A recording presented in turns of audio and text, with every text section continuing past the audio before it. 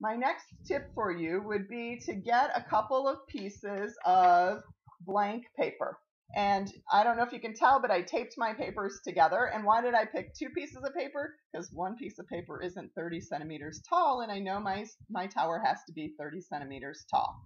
So anyway, then what I did is I took my ruler and I measured a 30 centimeter line. So right here I have a 30 centimeter straight line that's going to represent one pillar. So then what I did is I took a protractor next and I just started playing. Now remember, when you use a protractor, the center of the protractor goes where you're going to put your line. And quite frankly, I started down here at the bottom of my paper. So I put my little center dot right where I was going to start my diagonal line. I lined up all of the lines here on the pillar, and then I started to measure. Okay, if I did 30 degrees, what would that look like? If I did 40 degrees, what would that look like? How about 45? How about 60? So I just kind of eyeballed it. Now what I usually tell students to do is, if you're stuck and you don't really know, start drawing it. You'll see how big your tower is going to be. Remember, a straw is 20.6 centimeters. A half a straw is about 10.3. And that's give or take. It's pretty close to 20.6. So when I was measuring this, I knew I was going to be using a whole straw. So I decided, well, I want to see what a 45 looks like. Again, I measured from the pillar to the vector. And then I measured out 20.3 to see about how wide would my tower be. Now notice I didn't put in that second line yet. I was going to kind of play with the angles, and when I'm all done, I'm going to put in the second line. Now the thing that I like about this is it's kind of a template for you. What you can do afterwards is you can then take this and use it. You can lay your straw down on this, and then lay your next straw down on this, and you can just pin, and you don't have to measure the angles with the straws. You've already measured it on the paper. So I kind of like to do this little paper design for that reason alone.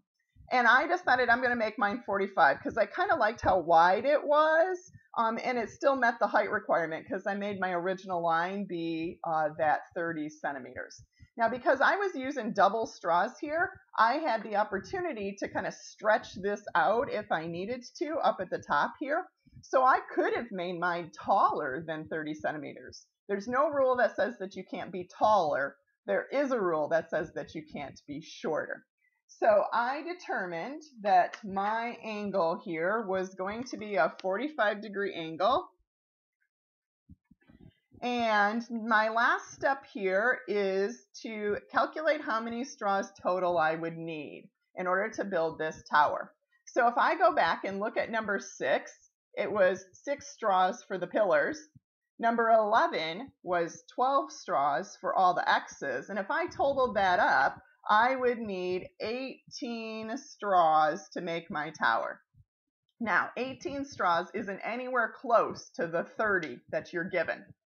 Just for the record, if you make a triangle, you can use all 30. If you make an overall shape of a pentagon, you can use all 30.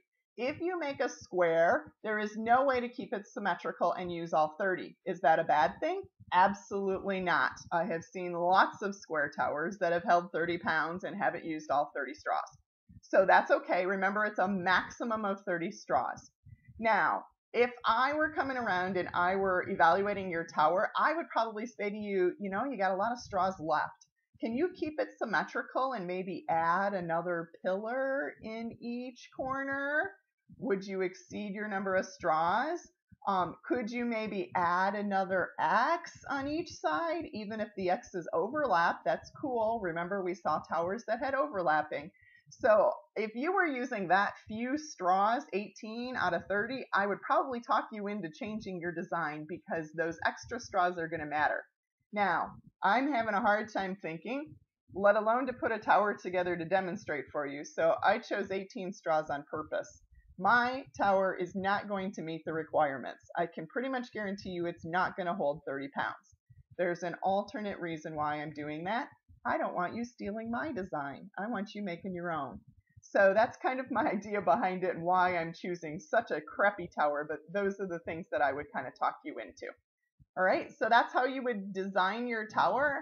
And my next video will be about the math.